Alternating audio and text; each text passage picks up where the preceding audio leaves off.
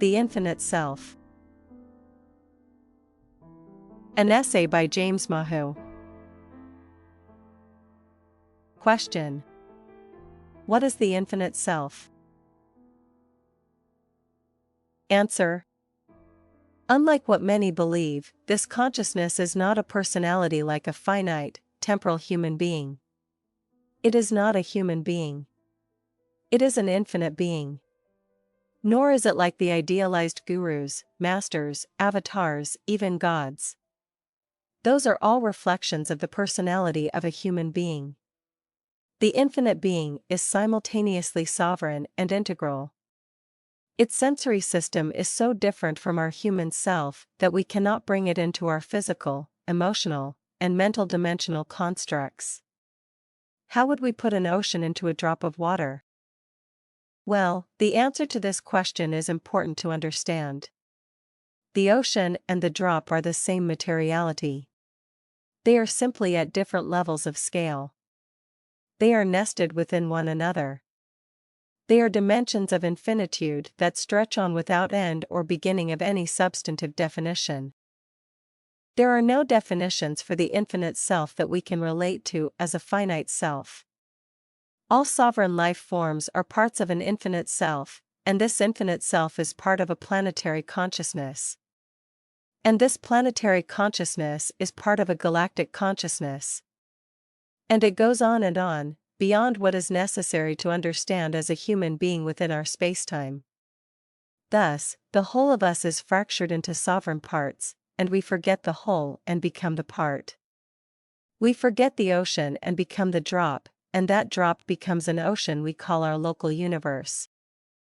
The infinite self is not a physical body. It is a consciousness that is bodiless, and yet it occupies countless bodies. This is the ultimate secret that has been veiled. We believe that extraterrestrials exist, and yet we do not know that we are infinite beings, sovereign and integral, existing as consciousness in an infinite spacetime. We journey into a planetary spacetime and embody a finite life form or interface, and we exist temporally in that life form. That life form is one of many that we experience in order to live as our infinite self in spacetime dimensions that we create. We create both the veil and the lifting of it.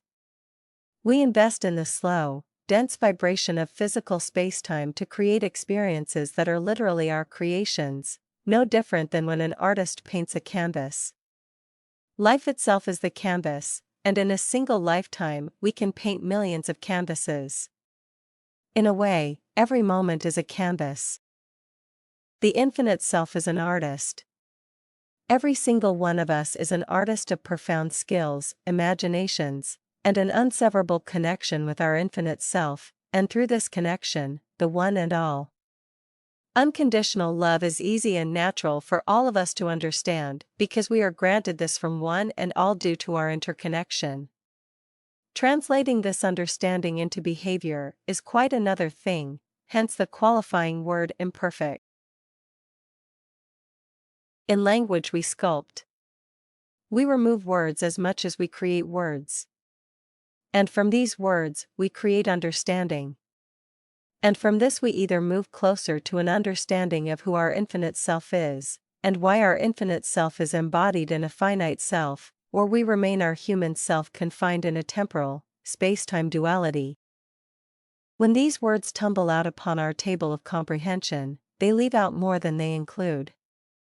They paint different pictures of reality, many of which are shockingly abstract and impossible to understand. This is the nature of words and language of the infinite self. They condense truth to such a degree as to leave them less about understanding truth, and more about conforming to falsehoods. Human beings make mistakes that are unaligned to social norms, religious doctrines, philosophical ethics, and personal beliefs. However, this misalignment is a perception of the finite, human self, not the infinite self. Everything is aligned to the infinite self, even when it appears not to be aligned to the finite self. And again, it is not a matter of perfection. It is a matter of expanding our expression of imperfect, unconditional love, and in doing that, feeling our connection. One nurtures the other. This is the state of the infinite self, imperfect, unconditional love. The imperfect stems from the worlds of the finite self, while the unconditional love stems from the worlds of the infinite self.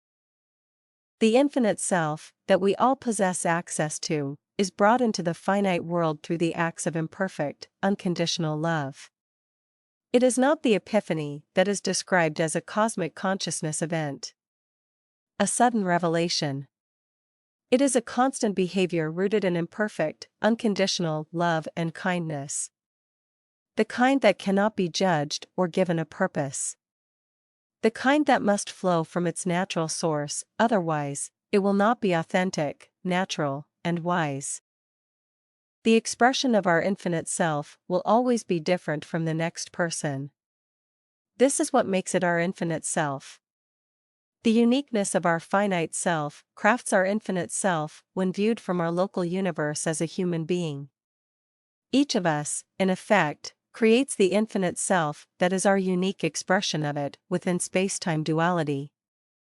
In the dimensions where we exist only as our infinite self, these finite interpretations remain a part of the infinite self that we experience while knowing that we are only experiencing an infinitesimally small fraction of the whole of us.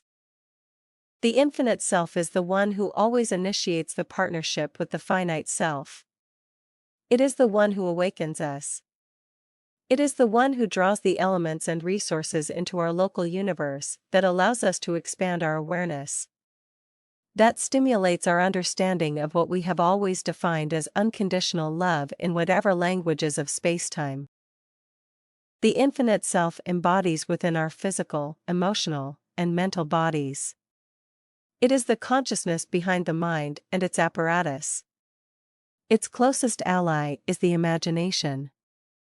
It whispers there first. And from the imagination it passes to the subconscious. And from the subconscious our physical mind creates thoughts and beliefs. And it is these that bring us to the philosophy and worldview that define us in a particular spacetime. The infinite self does not announce itself with bold words and bravado. It separates itself from itself in order to experience spacetime duality through an infinite variety of forms that have one thing in common: none of them remembers their infinite self with any degree of precision. However, in whatever form it takes, it remains tethered to the infinite self. Once it is a form, that sovereign being remains a sovereign being. The infinite self does not behave or operate in the construct of dualities. If it did, duality would present a serious problem, because the infinite self would have a very narrow span of diversity. The infinite self would choose the same path to remember itself, and all species would lose their diversity, and it is precisely diversity that fuels the evolution of the infinite self. Thus, free will was a necessary ingredient to create both diversity and authenticity within the infinite self that lives inside us, every single one of us, in every single life form, in every single spacetime, in every single dimension. It is one and all, not in name, but in form and presence. Everything is it. If it is existent, it is infinite. And this is because the consciousness that is energetic, not physical, powers the physical. And the thing that powers the energetic is increasingly subtle to an infinite degree. When traced back far enough, it is pure intelligence of a cosmic, interdimensional, interconnected, inscrutable nature. It is an intelligence that we, in our human state of mental machinery and technological prosthetics, cannot overestimate or define. Yet, this intelligence is the intelligence that created the infinite self, imbued it with sovereignty in spacetime, provided free will to it within the genome of its incarnation, and then cast it within spacetime at its own beckoning to learn and share the learning with one and all. That is the intelligence within us. That connects us. That powers us. That is us. We have accepted the drop of water as our identity, while we think of the ocean as a mere abstraction, dream, or imaginative mythology. We are the partnership between our finite selves and the infinite self. Partnership must be equitable. The infinite self supplies the unconditional love, and the finite self supplies the imperfection of free will within space-time duality. Some might think that space-time duality is a dream world or illusion that doesn't really exist. It is real. It exists. It is infinite. Every single atom is infinite. In part, this is why our physicists remind us that our physical bodies are made of stars. When we make a partnership with our finite self and our expression of the infinite self, we create something like a portal that consists of imperfect, unconditional love. And that is the space we try to open up, to avail, to manifest, to breathe in and out into our world, to experience in our local universe. Not because it seems like the right thing to do, but because we see the intelligence of it, and we want to be aligned to that intelligence. That is when you know the infinite self is no longer whispering to your finite self. That is when you know that you are an infinite, sovereign facet of the infinite self, which itself is a facet of one and all. And that these facets are like a fractal pattern that scales infinitely in all directions. And there is only one intelligence that unifies this infinite diversity, and this intelligence manifests itself in space-time duality as life. We are it. And yet, we see our intelligence as a human being as an average rating of 100 IQ points. Perhaps an AI has 150 IQ points with an exponential curve, but what is the intelligence of the thing that unifies all into one? Can we place a number on it? Of course not. Yet, that intelligence is accessible within us, but it is not informational in the sense of codified knowledge. It is instead more of an agnostic, philosophical belief system whose output is behavioral intelligence, and the very core of this belief system is unconditional love and kindness. Surrounding this core are the imperfect realizations of a finite self, burdened with a sensory interface that proposes survival above all else. And in this path to survival we see, feel, think, and imagine our life as a physical, finite body that must fit into a social system that is not of our making. And all this time we were an infinite being interconnected to all life in an impossibly intelligent system of unconditional love. It has no organization or brand. No one owns it or defines it. We do all of that. We make it space-time relevant. We embed our biases and beliefs into it, and we choose sides. We are Christian or Muslim. We are Hindu or Buddhist. We are Protestant or Catholic. We are agnostic or atheist. We are a choice given to an answer. Yet, the infinite self is not in any of those answers because those answers are owned, branded, marketed, money-making machines, as helpful to socialization as they may be.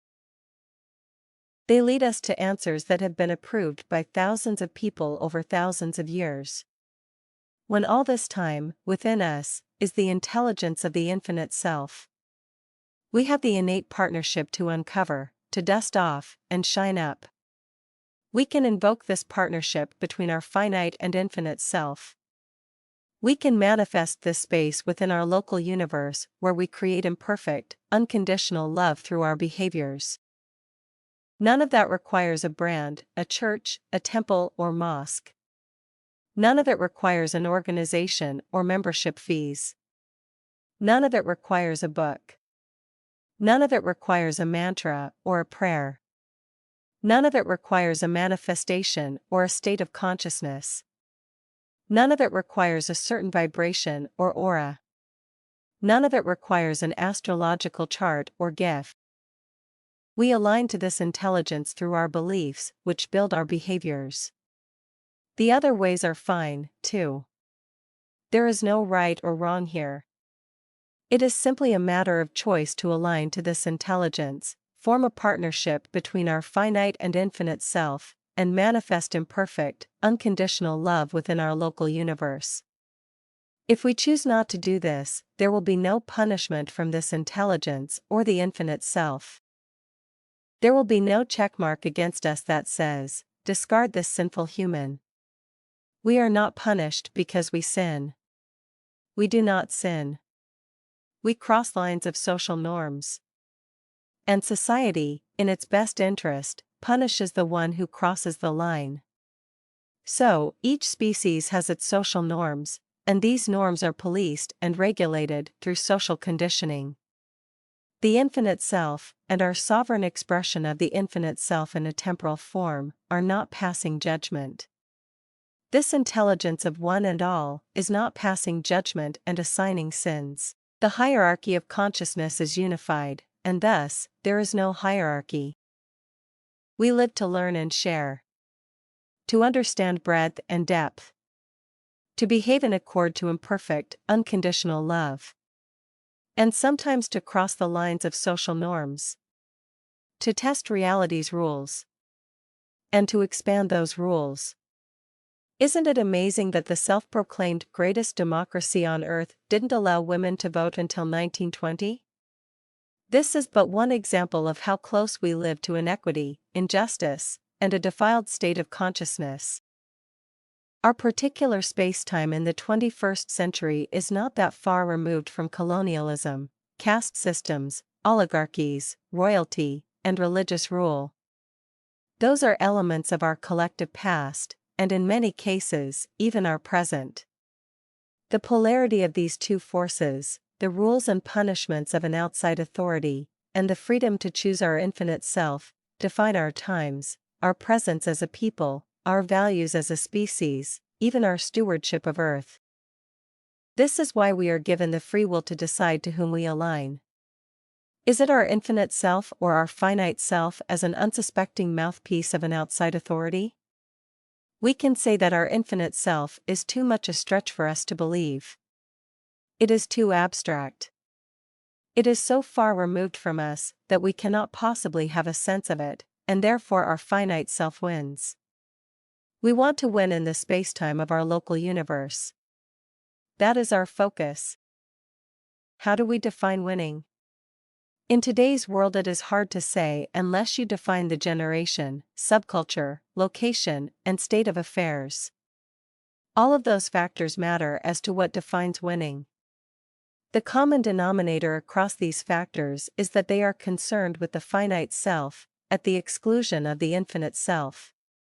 Winning is joy, happiness, success, health, peace, financial independence, loving relationships, and 1,000 other things.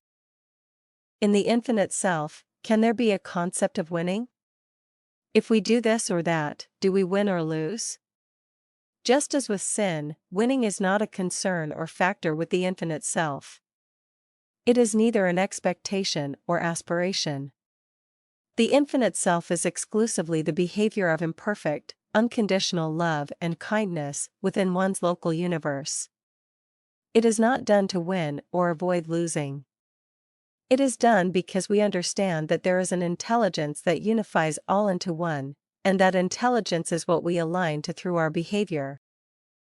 If the intelligence is of unity, then our behavior is one of unification, and the belief in, and behavior of, imperfect, unconditional love and kindness is an excellent way to unify within space-time duality. The infinite self is defined by the consciousness and energy of unconditional love. The return of this energy, rebounding to its source, is then the interpretation of the infinite self, and therefore, its creation as well. Thus, unconditional love is both an expression of behavior and an interpretation of belief. And these two aspects constitute the outer and inner aspects of the infinite self.